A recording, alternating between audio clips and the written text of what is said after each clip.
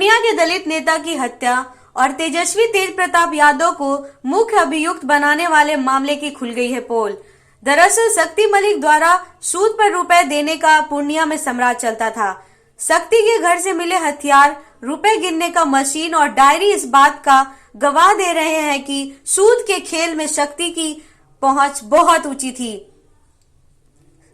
शक्ति जब किसी को सूद पर रुपए देता था तो उसके एवज में ब्लैंक स्टाम्प पर लिखवाता था और ब्लैंक चेक भी रखवाता था और ज्यादातर शक्ति सूद महिलाओं को ही देता था। फिर उससे दबाव बनाकर रकम 5 गुनी ज्यादा वसूलता था और नहीं देने वाले लोगों के साथ रावण जैसा व्यवहार करता था। शक्ति की हत्या उन्हीं लोगों के द्वारा पेशेवर अपराधियों से करवाया गया। पूर्णिया पुलिस अधीक्षक विशाल शर्मा ने हत्या की वारदातों को बताया और उसमें प्रयोग किए हथियार और 7 अभियुक्त को गिरफ्तार किया है। ये 4 तारीख को जो खजांची हाट थाना अंतर्गत शक्ति मलिक का हत्याकांड हुआ था, जिसमें अर्ली आवर्स में लगभग 7 बजे के करीब 3 अज्ञात अपराधकर्मी जो मुंह पे नकाब लगा के आए थे, जिन्होंने हत्या कर दी थी, उस मामले का पूर्णिया पुलिस के द्वारा पूर्ण रूप से उद्भेदन कर लिया गया है। जिसमें घटना में मुख्य रूप से जो मास्टरमाइंड शामिल था, उसके अलावा घटना में जितने भी शामिल लोग थे, कुल अनुसंधान के क्रम में 7 लोगों को हम लोगों ने एस्टेब्लिश किया है, जिन लोगों ने मिलकर के यह घटना कारित करी थी। उन सबका जो है सबकी अरेस्टिंग हो गई है। जिस वेपन से मर्डर कारित किया गया था, उस वेपन को भी हम लोगों ने रिकवर कर लिया है। और उसके अलावा आप लोगों ने देखा भी होगा, शक्ति मलिक ने जब स्ट्रगल किया था तो उसके यहाँ पे चाकू वगैरह के निशान थे, तो इस चाकू से उसको वार किए गए, तो उस चाकू की रिकवरी की गई है। तो घटना किस प्रकार से हुई थी, तो उसको मैं आप लोग को बताना चाहूँगा। इसमें हम लोग ने ह्यूमन इंटेलिजेंस के अलावा तकनीकी अनुसंधान का भी सहायता लिया था। इसमें ये आप लोग को देख सकते हैं, जैसे कि जो ये लाल से दिखाया जा रहा है वो प्लेस ऑफ अकरेंस है वहाँ पे। उसके अलावा जितने भी अभियुक्त हैं, इनका हम लोग ने तकनीकी अनुसंधान किया तो पाया कि सब लोग उस घटना की लगभग 500 मीटर से 1 किलोमीटर के रेडियस में सभी लोग आ गए थे। सारे टावर लोकेशन हैं उनके, जितने भी अभियुक्त है। उसके बाद इन लोगों ने ये देख सकते हो आप, उससे लगभग 300 से 400 मीटर की दूरी पे एक बड़ी मस्जिद है, वहाँ पे ये लोग इकट्ठे हुए थे। ये लोग 2 मोटरसाइकिलों से आए थे। उन्होंने मोटरसाइकिल अपनी नज़दीक में जो है मदरसे के पास खड़ी कर ली थी। उसके बाद उस मस्जिद के पास ये लोग इकट्ठे हुए थे, इंतजार कर रहे थे। जब सवेरे का समय आया था तो ये लोग फिर घर के अंदर एंटर किए और घर के अंदर जो आप लोग घटनास्थल पे भी जाके आप लोगों ने देखा होगा, घर के जस्ट बाहर जो बाथरूम था, उस बाथरूम में सभी लोगों ने छिप करके इंतजार कर रहे थे कि कब शक्ति मलिक जगेगा और उसके बाद कब ये लोग घटना को कारित करेंगे।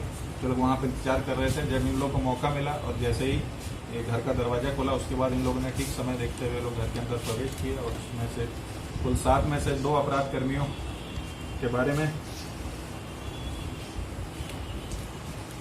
2 अपराधकर्मी थे जो पहले से शक्ति मलिक जिनको जानता था, उसमें से जो एक मुख्य थे वो आफ्ताब हैं। तो ये लोग बाहर ही रहे, अंदर नहीं गए ताकि घर परिवार के लोग इसको पहचान नहीं पाए, क्योंकि काफ़ी लंबे समय से शक्ति मलिक के साथ जुड़े हुए थे। तो इसलिए लोग घर के बाहर इंतजार कर रहे थे। बाकी घटना कारित करने के लिए 3 लोग अंदर गए, उसके अलावा एक आदमी दरवाजे के पास खड़ा रहा था। उन 3 अपराधकर्मियों ने शक्ति मलिक को पहले 2 गोली मारी। उसके बाद शक्ति मलिक ने जब स्ट्रगल का प्रयास किया तो एक ने चाकू से वार किया। उसके बाद जो पीछे थोड़ा एक अपराधकर्मी था, उसने सर पे जो है सटा करके गोली मार दी। उसके बाद भागने के क्रम में 2 लोग पीछे की तरफ से, जैसा कि हम लोगों ने इन्वेस्टिगेशन के क्रम में भी कुछ एस्टेब्लिश किया था रिट्रीट को देखते हुए, तो पीछे के तरफ से लोग भागे और भागने का भी हम लोग ने रिट्रीट को पूरा स्टडी किया।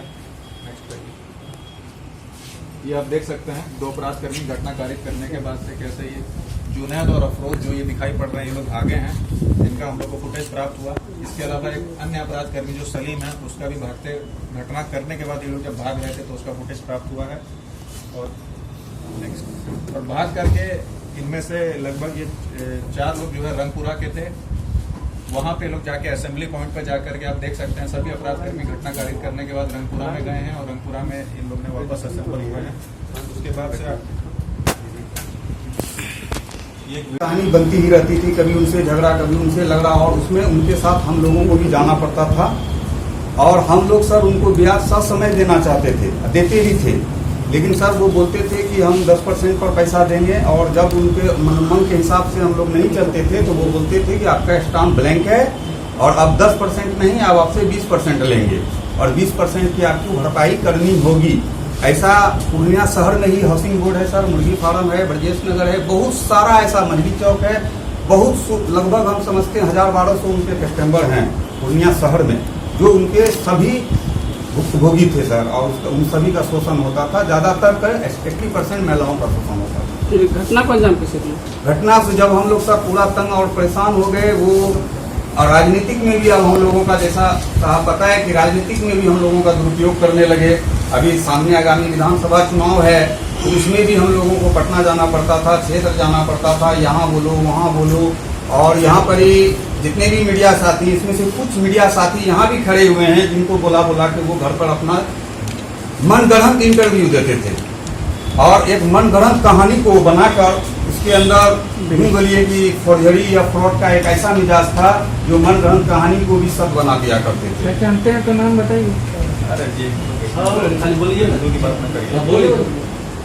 अरे घटना कैसे किए थे बताइए। तेजस्वी यादव से मुलाकात हुई थी उनकी? अच्छा, ये घटना में बाकी लोग के जो नाम दिए गए, जैसे आपने बताया था, उनका उससे कुछ लेना देना